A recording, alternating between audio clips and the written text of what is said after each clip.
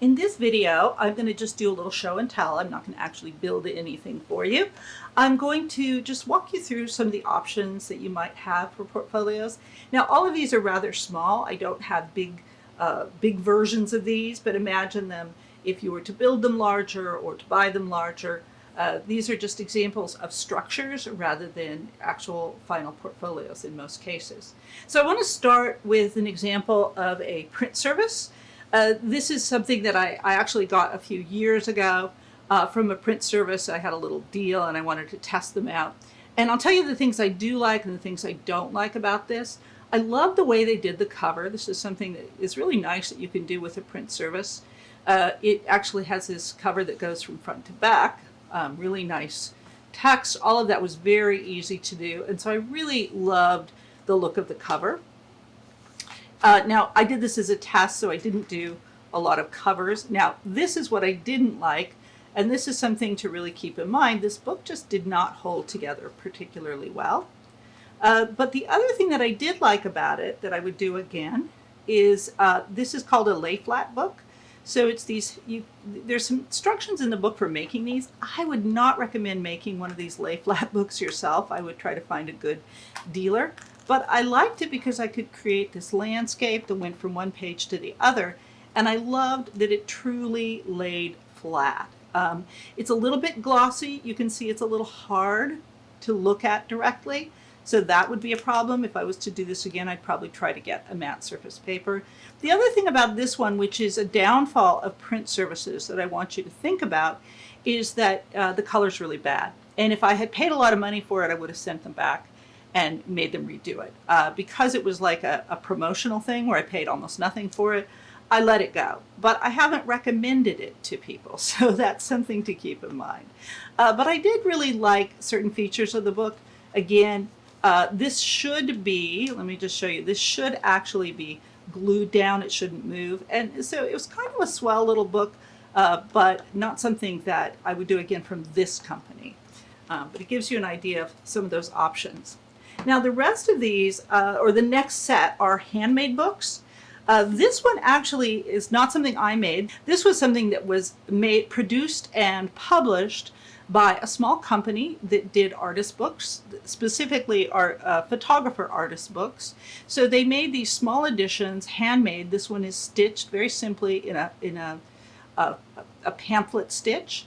They printed these themselves. So these are really beautiful, and this was signed because it's by one of my students. So this is just a really beautiful little handmade book. This is, and I will show you this later, I'll go to his website.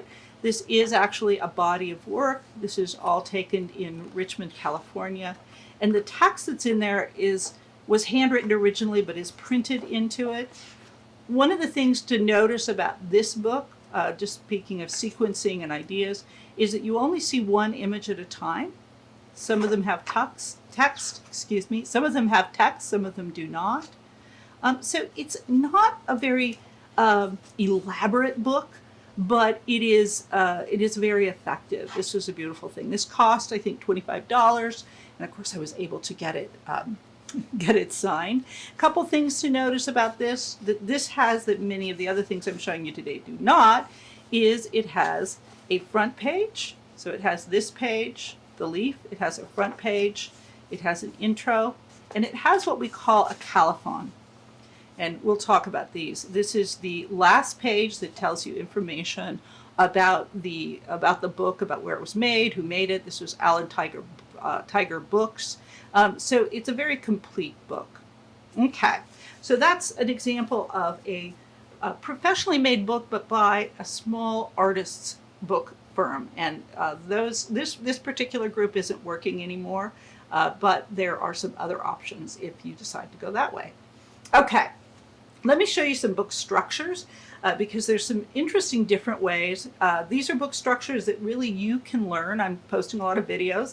You could teach yourself how to do it if you're comfortable with that. And you could build a really beautiful portfolio. Again, none of these are finished big portfolios, but they'll show you the structure of the book.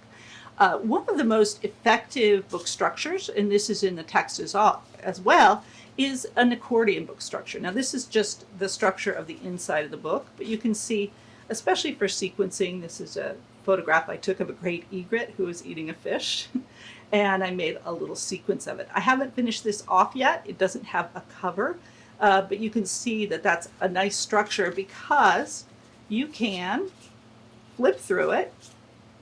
But in this case, you can also open it up and see it in sequence. So accordion books are awesome, particularly for certain projects.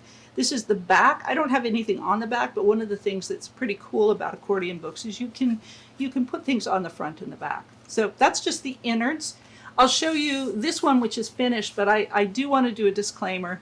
I was doing this for a demo, and I have so many disclaimers, and I didn't use the proper material, so it's a little wonky, but it'll give you a sense of what this, whoops, and it's backwards. I'll give you a sense of what this looks like. And it's backwards again. Let's see if I can find the front. There we go. You can see how it would look if it's inside a cover. And again, there's videos that I'll post that will show you how to do these covers. This was another series like this. Now, one thing you want to think about if you're going to do this is the kind of paper. This particular paper I wouldn't use again because it doesn't fold well, although I could sand it down.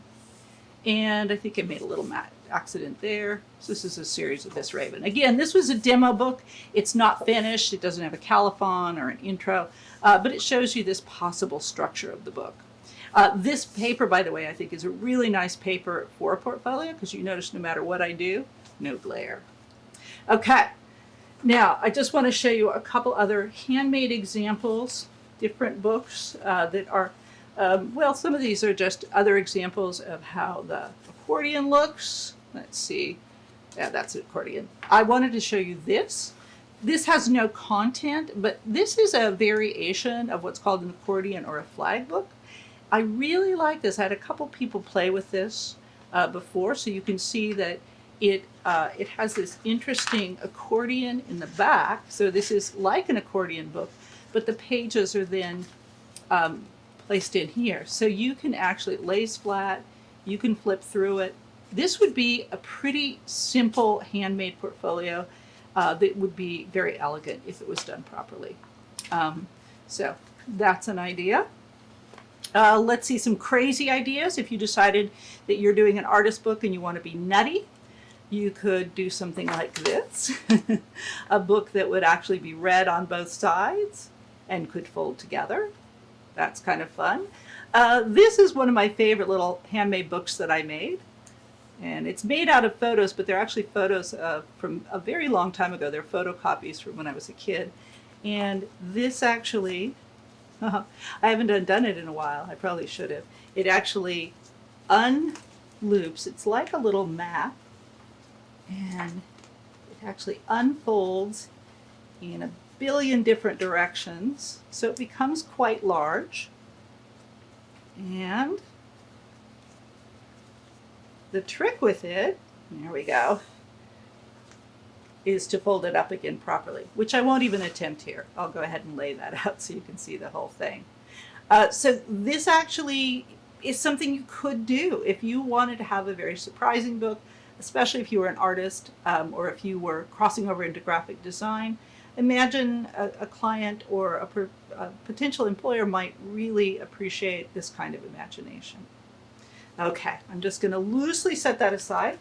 And the last thing I'm going to show you in here is kind of a wild idea, and these are not finished out. But the other thing you could think about is a found book, or just being inspired by a found book for a structure.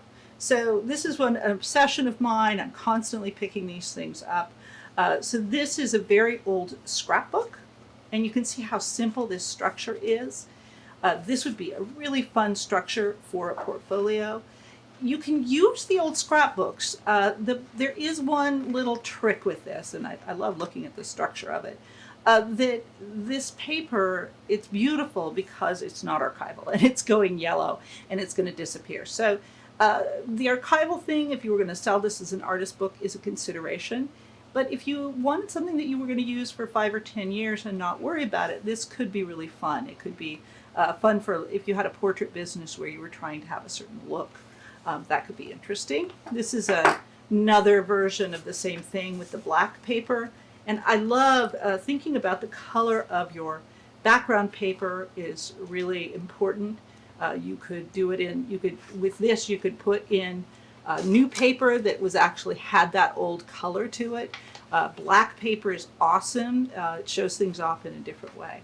The last idea that I'll leave you with, which actually just occurred to me as I was wandering around my studio and trying to pick up things to show you, is to get a funny old photo album like this.